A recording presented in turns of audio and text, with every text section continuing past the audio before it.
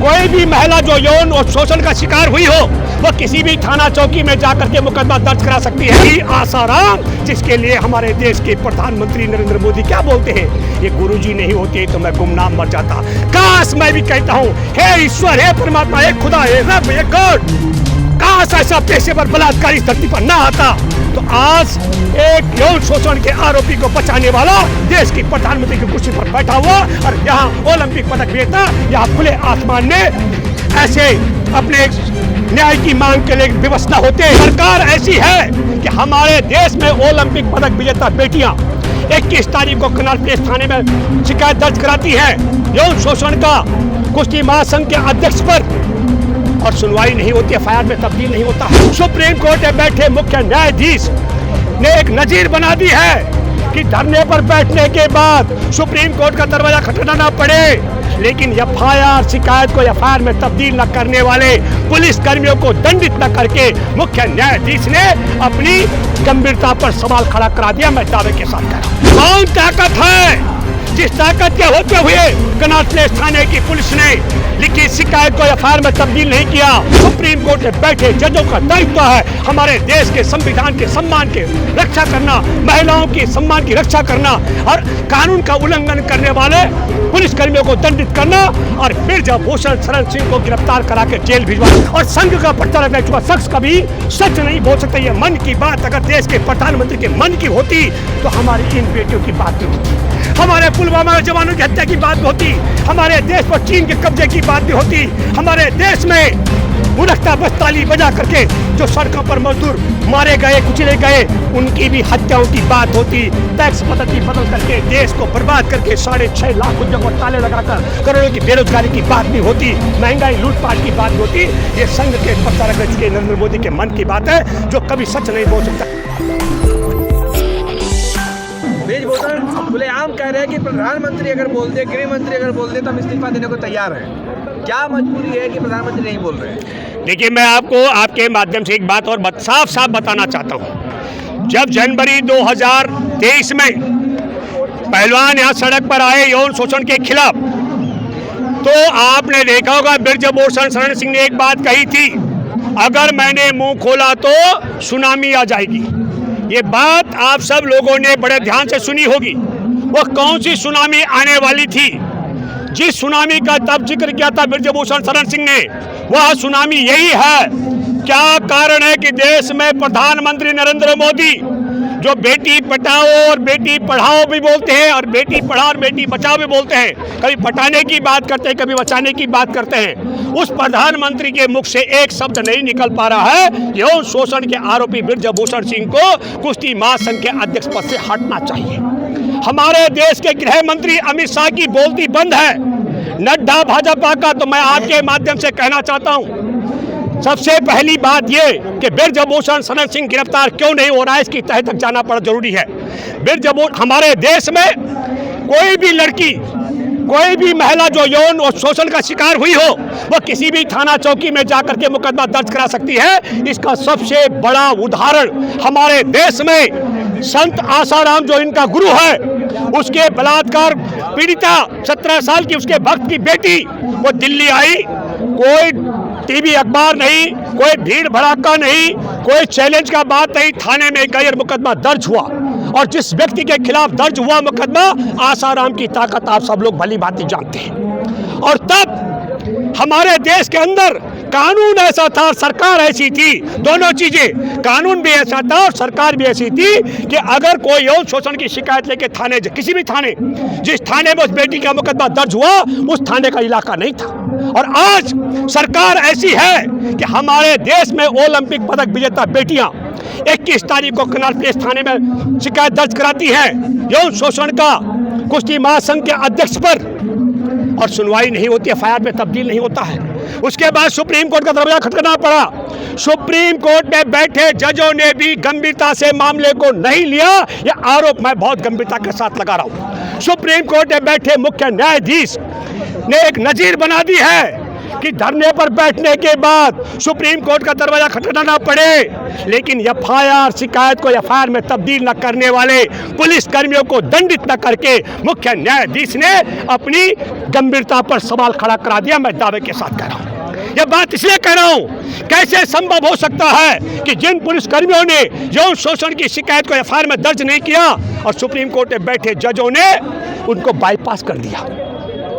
कौन ताकत है जिस ताकत के होते हुए कनॉट प्लेस थाने की पुलिस ने लिखी शिकायत को एफआईआर में तब्दील नहीं किया? वो कौन ताकत है जो सुप्रीम कोर्ट में शिकायत लेकर पहुंचे, पहलवानों की शिकायत पहुंचने के बाद भी, और जिन पुलिस कर्मियों ने अपराध किया, कानून का उल्लंघन किया, एफआईआर दर्ज नहीं, तब्दील नहीं किया शिकायत को, उनको बाईपास करने का काम किसने किया?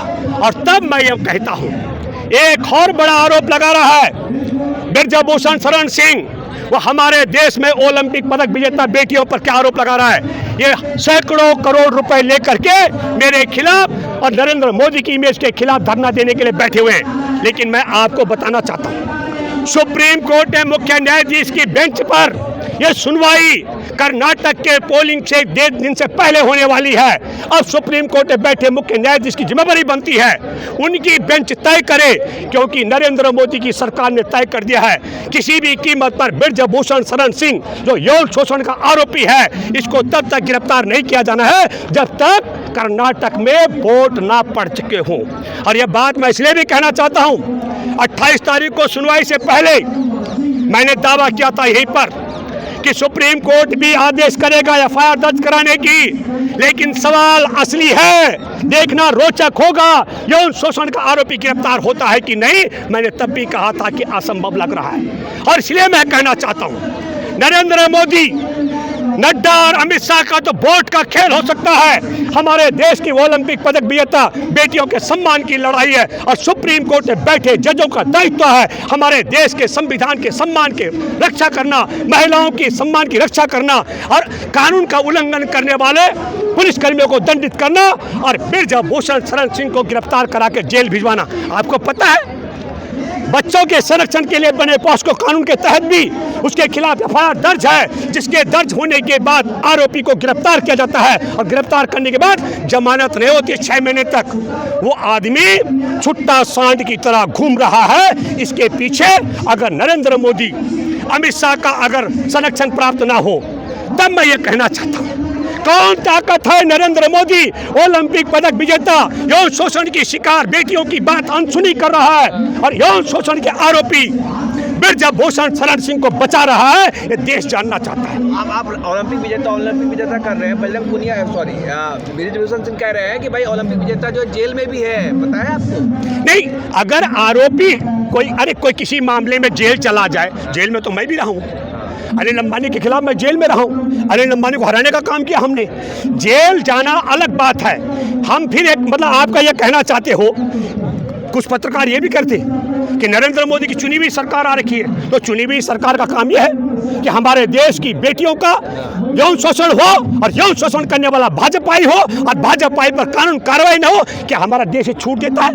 मैं आपके माध्यम से एक बात कहना चाहता हूँ, सुप्रीम कोर्ट में बैठे जजों से, एक ब्रजभूषण शरण सिंह को तत्काल गिरफ्तार करने के लिए आपको पुनः आदेश करना चाहिए। 2, जिन पुलिसकर्मियों ने नजीर बना दी है, अब क्या होगा, भारत में कोई बेटी यौन शोषण की शिकार होगी, पहले उसे यहाँ मजमा लगाना पड़ेगा, फिर आप जैसे टीवी पत्रकार बुलाने पड़ेंगे, फिर सुप्रीम कोर्ट का दरवाजा खटखटाना पड़ेगा, फिर सुप्रीम कोर्ट में मुख्य न्यायाधीश सुनवाई करेंगे, फिर एफआईआर का आदेश जारी होगा, फिर जांच की बात आएगी। मैं वापस आता हूँ, मैं आपको एक बड़ी रोचक और सच्ची कहानी सुनाता हूँ, जरूर सुननी चाहिए आपको। संत आसाराम जो इनका बापू है, उसकी चौखट पर मत्था टेकने वाले माननीय अटल बिहारी वाजपेयी, लाल कृष्ण आडवाणी से लेकर नरेंद्र मोदी, शिवराज चौहान से लेकर के तमाम राजनेता रहे, और उस आदमी की कथा सुननी चाहिए आपको। उसने अपने भक्त की 17 साल की बेटी के साथ बलात्कार किया अगस्त 2013 में, लेकिन वो पहला बलात्कार नहीं था।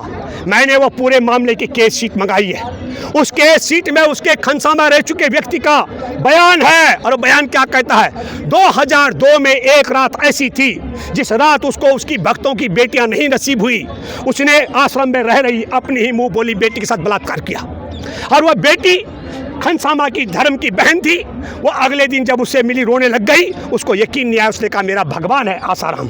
आप कैसे आरोप लगा रहे हो? उसने कहा गुफा में जाके देखना। और जब वो गुफा में, उसने टाइम बताया, शाम के समय ऐसा कर्म करता है। और शाम को जब खनसामा वहाँ देख रहा था गुफा में, उसके बयान है जोधपुर की कोर्ट में। मैं भूपेंद्र रावत तो मोदी नहीं हूँ, उसके बयान है। उन बयानों में कहा गया आसाराम पागल कुत्तों की तरह 3, 16, 17 साल की बेटियों पर झपट रहा था। कौन आसाराम?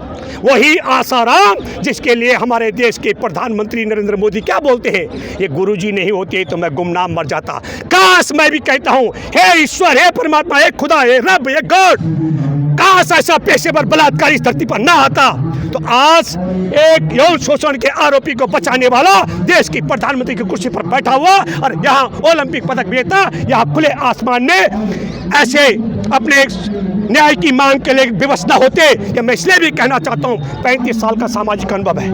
हमने कई बार वैश्याओं की समस्याओं को भी सुना है, सामाजिक कार्यकर्ता हूँ, मैंने वैश्याओं को भी इस तरीके से बैठते हुए नहीं देखा। और ब्रजभूषण शरण सिंह चीर हरण कर रहा है चरित्र की, कह रहा है कि इन्होंने सैकड़ों करोड़ रुपए ले रखा है और तब उसके खिलाफ, मोदी के खिलाफ धरना दे रहे हैं, धिक्कार है, थूकते हैं हम ऐसी व्यवस्था पर। नरेंद्र मोदी तुम्हारा सांसद यौन शोषण के बाद चुनौती दे रहा है और तुम उस आदमी को कुर्सी से हटाने की बजाय उसके पक्ष में हो। और फिर मैं कहना चाहता हूँ, 100वीं मन की बात कही नरेंद्र मोदी ने, लेकिन हमारे देश की बेटियों के प्रति उसके मन में रत्ती भर भी जगह नहीं है, एक शब्द नहीं बोला। हमारे देश में अभी 4 राज्यों के राज्यपाल रह चुके सत्यपाल मलिक ने कहा किस तरीके से पुलवामा के जवानों की हत्या कर दी गई, पुलवामा के जवानों के विषय में एक शब्द नहीं बोला। राहुल गांधी की सदस्यता छीन ली, हमारे देश के हथियार बनाने की कंपनियों पर, रेलवे लाइन पर, एयरपोर्ट और बंदरगाहों पर चीन का कब्जा हो गया। चांगसुंग लिंक के माध्यम से उसके शेयर होल्डर है। नरेंद्र मोदी ने हिडनबर्ग की रिपोर्ट के खुलासे के बाद देश के साथ गद्दारी और चीन की वफादारी पर एक शब्द नहीं बोला। और एक शब्द नहीं बोला। 3 अक्टूबर 2014 से मन की बात शुरू की।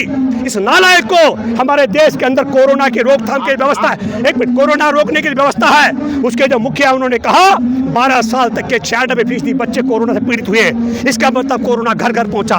तो ताली बजाकर लॉकडाउन करके हमारे देश की महिलाओं ने खुले में आसमान बच्चे जने, रेल के पटरी में कट के मरे, गाड़ियों से कुचल के मरे, भूखे प्यासे मरे। इस नालायक ने उन हत्याओं के विषय में कुछ नहीं बोला। बोले गाली प्रधानमंत्री गिन रहे थे, 91 गाली दी गई है उनको अब तक कांग्रेस ने। देखिए वो तो देखिए, मैंने आप सुनो, हाँ आप गिनती करें, बट इजाफा कर लीजिए। मोदी चाहे तो इजाफा कर ले, लेकिन योगी जी कह रहे हैं देश के प्रधानमंत्री का अपमान राष्ट्र का अपमान है। कर्नाटक के चुनाव में कहा है उन्होंने। देखिए योगी तो कुछ, देखिए सुनो भैया सुनो, ये कुछ भी कह सकते हैं। जिन लोगों का धर्म पिता बुलबुल की पीठ में बैठ गए जेल में से बाहर आकर भारत भ्रमण कर सकता हो, बुलबुल इतना पक्षी होता है, वो इस देश के मूर्ख और अंधभक्तों के लिए कुछ भी कह सकते हैं। पर मैं आपको कहना चाहता हूं आपके माध्यम से एक बात, जो आपने सवाल किया, हमारे देश का मन की बात जो कह रहा है प्रधानमंत्री हमारे देश का कभी झूठ नहीं बोल सकता है और संघ का प्रचारक रह चुका शख्स कभी सच नहीं बोल सकता। ये मन की बात अगर देश के प्रधानमंत्री के मन की होती तो हमारी इन बेटियों की बात भी होती, हमारे पुलवामा के जवानों की हत्या की बात भी होती, हमारे देश पर चीन के कब्जे की बात भी होती, हमारे देश में मुरख्ता बस ताली बजा करके जो सड़कों पर मजदूर मारे गए, कुचले गए, उनकी भी हत्याओं की बात होती। टैक्स पद्धति बदल करके देश को बर्बाद करके 6.5 लाख उद्योग पर ताले लगाकर करोड़ों की बेरोजगारी की बात भी होती, महंगाई लूटपाट की बात भी होती।